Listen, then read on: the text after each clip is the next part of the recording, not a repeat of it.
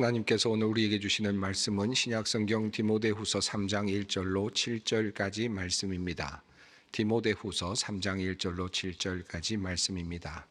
이 계시의 말씀을 봉독할 때 다 함께 살아계신 하나님의 음성을 들으실 수 있기를 바랍니다. 너는 이것을 알라. 말세에 고통하는 때가 이르러 사람들이 자기를 사랑하며 돈을 사랑하며 자랑하며 교만하며 비방하며 부모를 거역하며 감사하지 아니하며 거룩하지 아니하며 무정하며 원통함을 풀지 아니하며 모함하며 절제하지 못하며 사나우며 선한 것을 좋아하지 아니하며 배신하며 조급하며 자만하며 쾌락을 사랑하기를 하나님 사랑하는 것보다 더하며 경건의 모양은 있으나 경건의 능력은 부인하니 이 같은 자들에게서 내가 돌아서라. 그들 중에 남의 집에 가만히 들어가 어리석은 여자를 유인하는 자들이 있으니 그 여자는 죄를 중히 지고 여러 가지 욕심에 끌린 바 되어 항상 배우나 끝내 진리의 지식에 이를 수 없느니라. 아멘. 지난 주일 설교를 하면서 제가 화상을 당했을 때 사진을 보여드렸더니 지난 한 주간 동안 저를 만나시는 분들이 가까이 오셔서 제 얼굴을 자꾸 만지려고 하셔서 많이 당황스러웠습니다.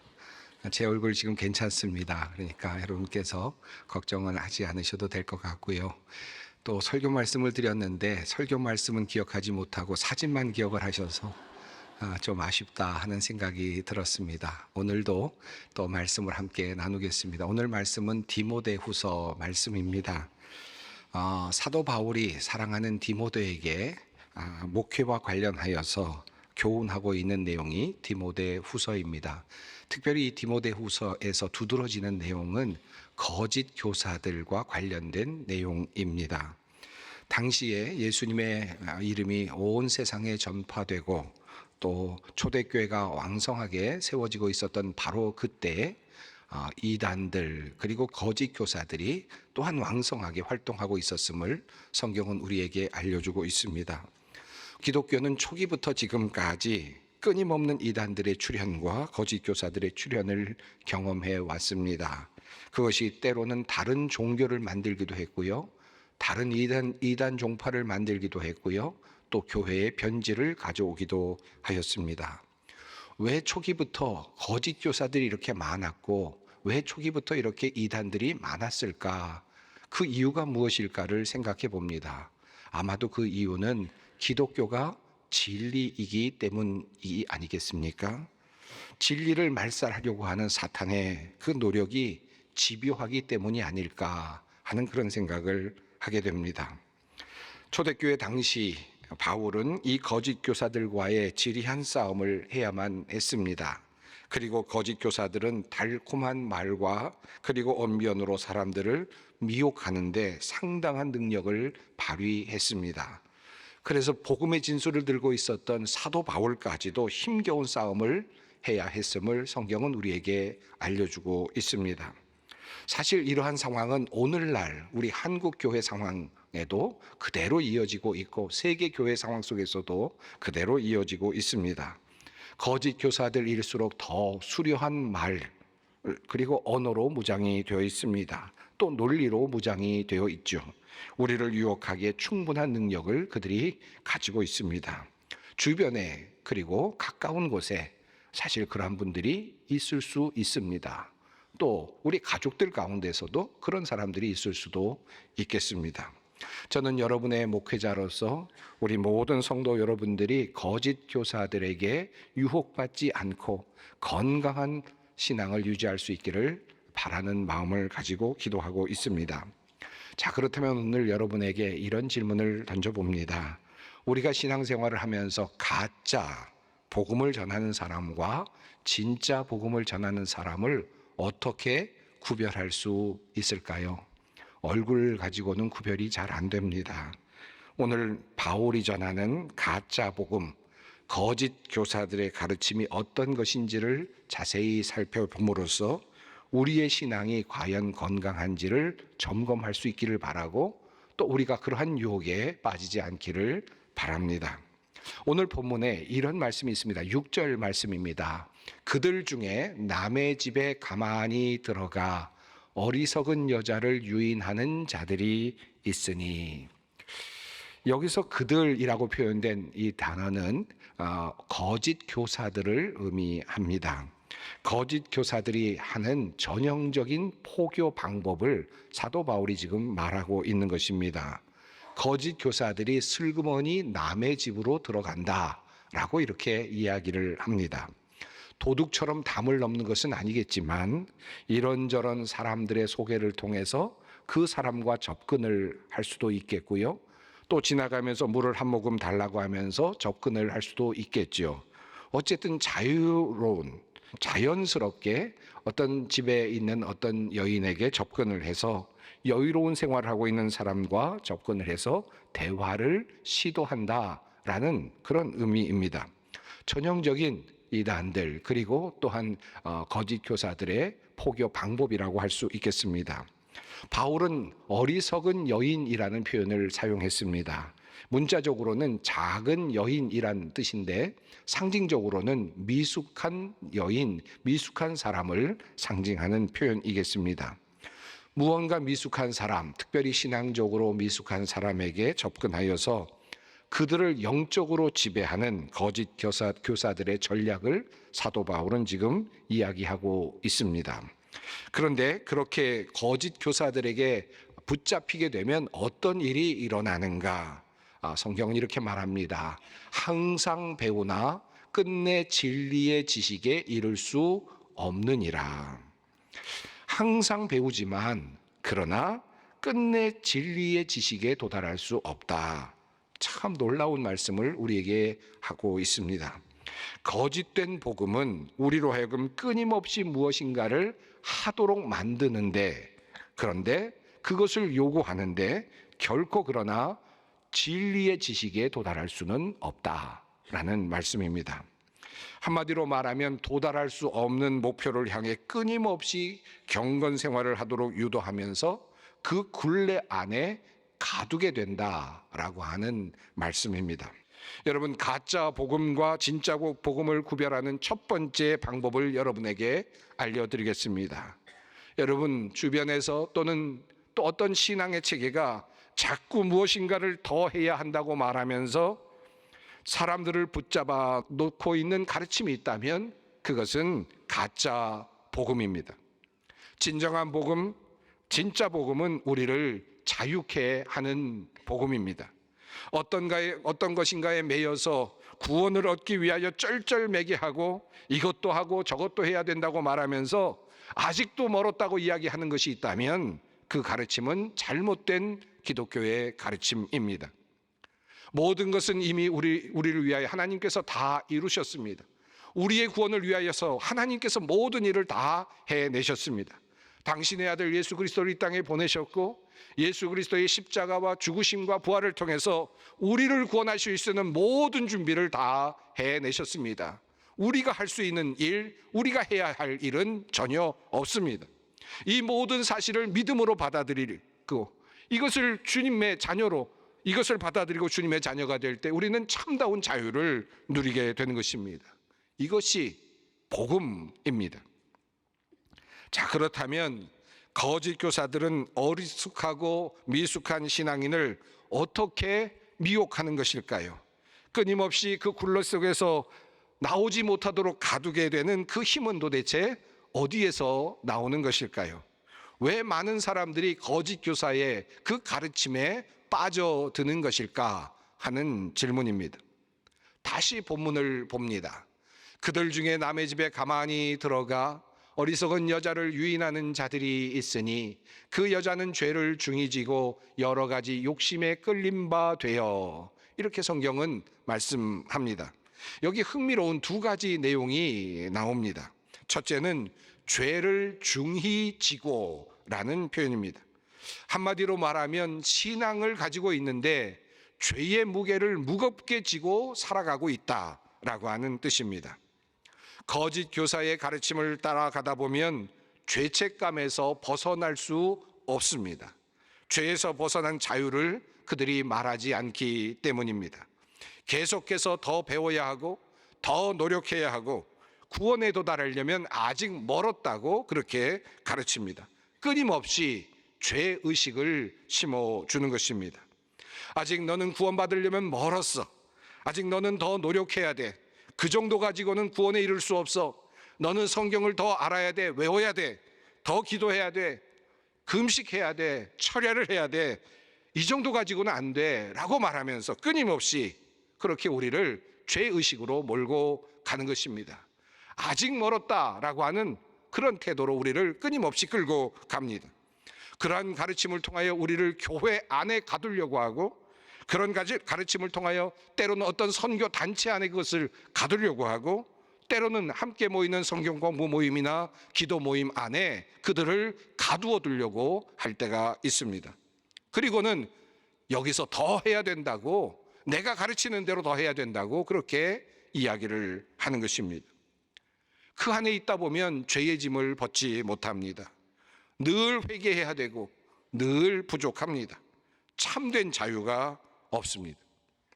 사랑하는 성도 여러분, 예수님은 우리의 모든 죄의 짐을 이미 대신 져 주셨습니다. 예수 안에 생명이 있고 예수 안에 자유함이 있습니다. 예수를 믿는다라고 하는 사실은 내가 지고 있었던 모든 죄의 짐을 다 내려놓고 참된 자유를 누리면서 이 땅에서 힘차게 즐겁게 살아가는 것입니다. 이것이 기독교 신앙입니다.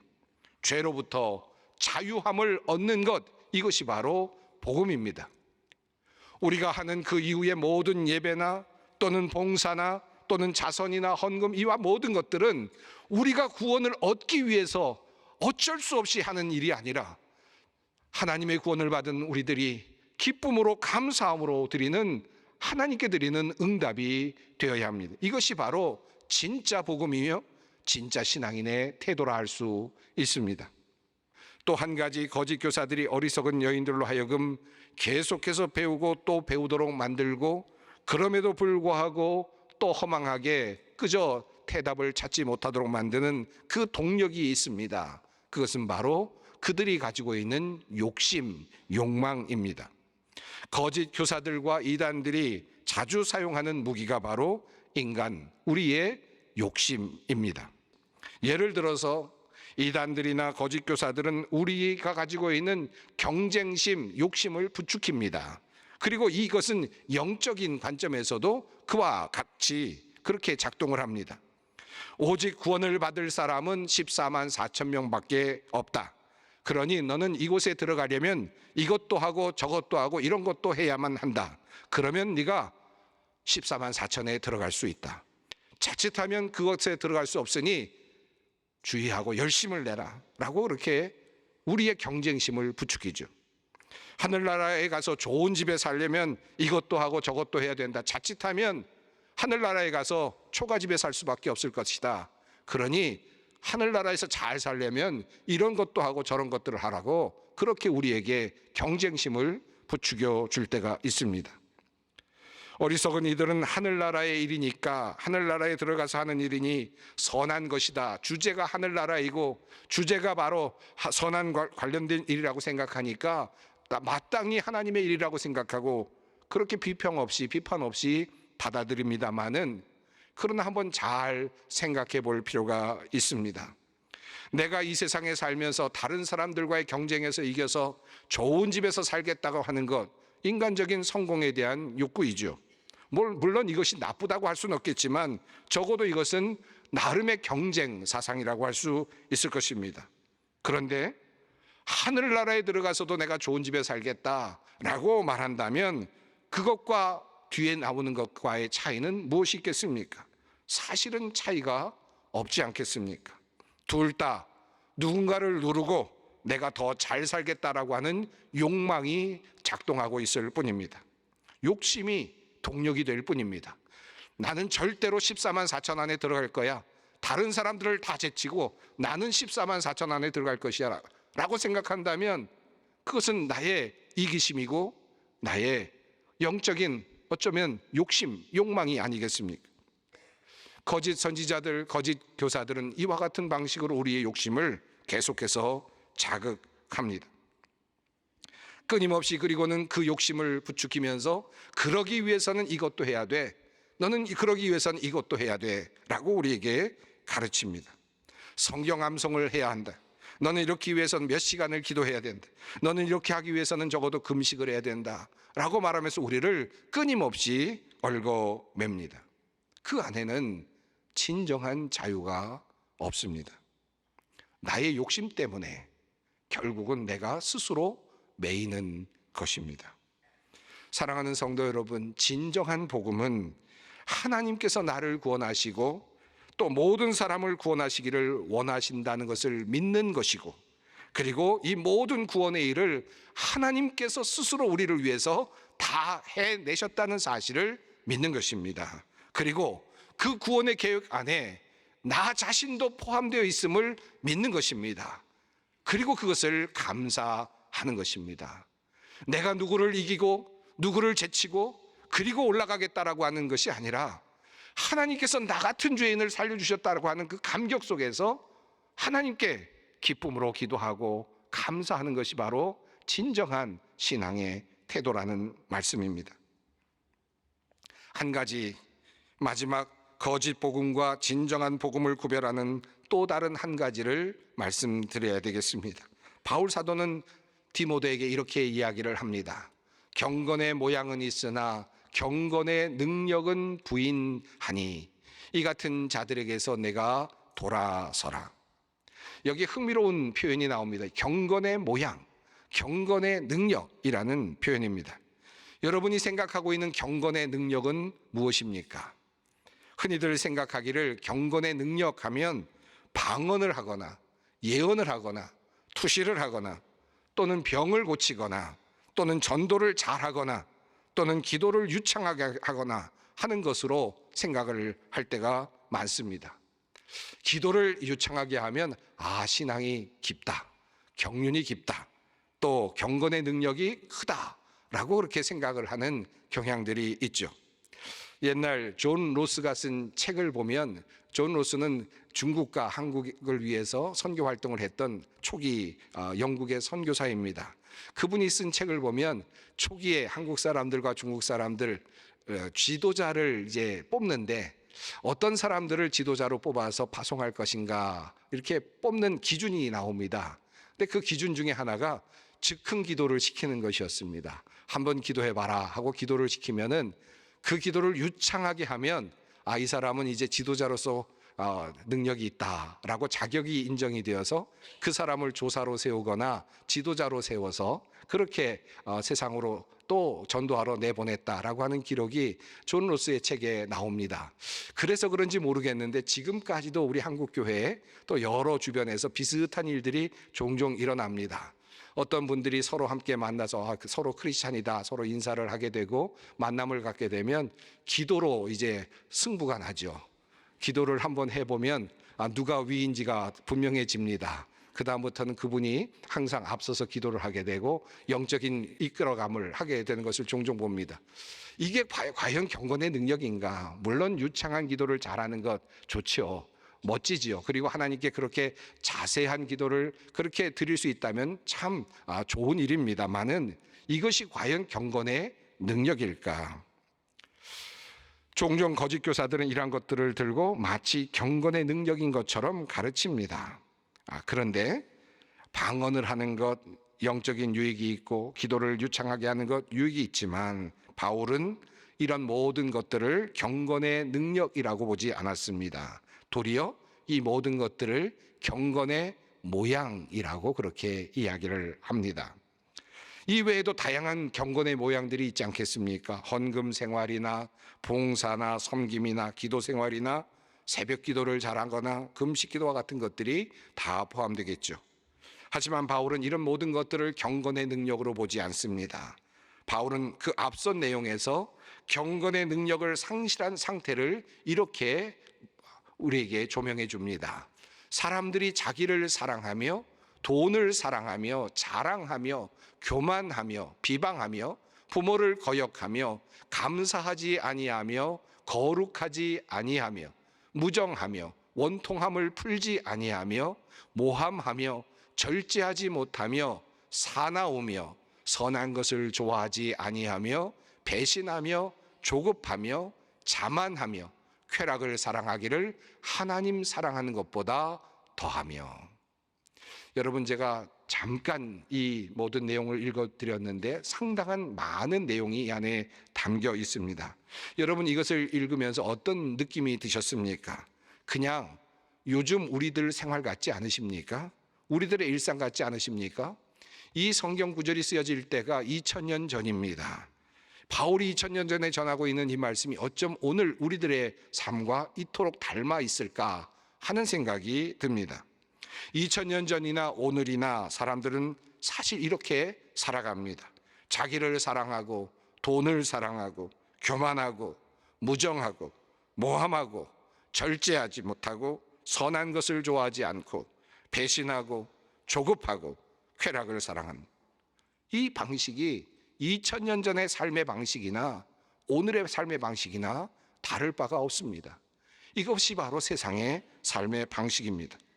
그런데 사도 바울은 바로 이런 이야기들을 쭉 검명하면서 이와 같은 상태가 바로 경건의 능력을 상실한 상태라고 그렇게 우리에게 말씀하고 있는 것입니다. 그리스도인인데도 불구하고 이렇게 세상 사람들이 사는 것과 같이 동일하게 2000년 전에 살았던 사람들과 동일하게 1000년 전에 살았던 사람들과 동일하게 살아가는 사람들은 경건의 능력을 부인하고 있는 사람들이다 라고 그렇게 말씀하는 것입니다. 이 말의 의미는 무엇입니까? 경건의 능력이 없는 사람은 한마디로 세상 사람들과 다를 바 없이 살아가고 있는 사람이라는 것입니다. 다시 말하면 복음이 그 사람의 삶을 바꾸어내지 못한 상태로 살아가는 사람, 이 사람이 바로 경건의 능력이 없는 사람이라는 말입니다. 기도를 유창하게 하느냐, 방언을 하게 하느냐, 이것이 경건의 능력이 아니라 나에게 주어진 그 복음이, 그 자유가 나의 삶을 바꾸었느냐, 나의 생활을 바꾸었느냐, 나의 태도를 바꾸었느냐, 나의 세계관을 바꾸었느냐, 이것을 우리에게 묻고 있는 것입니다. 그러므로 경건의 능력이란 우리의 삶으로 드러나는 것입니다. 유창한 방언이나 유창한 기도로 드러나는 것이 아니요, 우리의 삶의 모습으로 경건의 능력은 나타나는 것입니다. 하나님 사랑, 이웃 사랑, 사랑과 그리고 믿음과 소망의 삶, 그리고 성령의 열매의 모습으로 경건의 능력은 드러나는 것입니다. 사랑하는 성도 여러분, 많은 가짜 교사들이 여전히 활동하고 있고 그리고 여전히 이단들이 횡행하고 있습니다. 여러분 주위에도 아마 그런 사람들이 아마 있을 것입니다. 여러분, 참 복음이 무엇인가를 깊이 생각할 수 있기를 바랍니다. 참된 자유, 참된 복음을 여러분이 마음속에 품고 여러분의 삶이 바뀌는 경험을 하면서 경건의 능력을 가지고 있는 사람으로 이 세상을 살아갈 수 있는 우리 소망의 성도 여러분들이 모두 되시기를 간절히 바랍니다. 기도하겠습니다. 사랑의 하나님, 우리의 구원은 결코 우리의 노력이나 헌신이나 공로로 이루어지는 것이 아님을 다시 깨닫습니다. 주님의 보혈을 통하여 우리가 구원을 얻었고 참된 자유를 누리게 되었음을 항상 잊지 않게 하시고 이 참된 자유를 누리며 성령의 능력 안에서 변화된 삶을 살아가는 진정 경건의 능력을 소유한 하나님의 백성들이 되게 하여 주시옵소서. 예수님의 이름으로 기도드립니다.